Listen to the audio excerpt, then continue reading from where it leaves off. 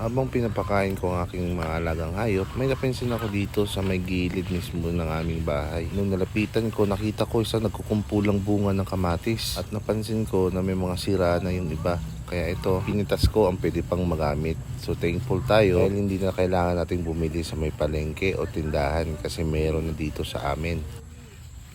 At medyo maraming nakuha nating bunga. Hindi na tayo mapuproblema sa mga sangkap na kailangan natin ang gamit ng kamatis. So, thankful Lord. Eto na. At syempre, kunin na natin lahat. Baka maunahan pa tayo ng ibang hayop.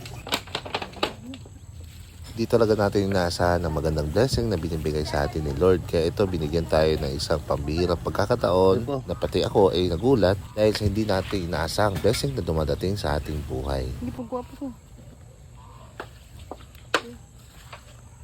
At napansin ko na mayroon pang isa na naiwan, so hindi natin ito pinalagpas. Kinuha na natin ito lahat.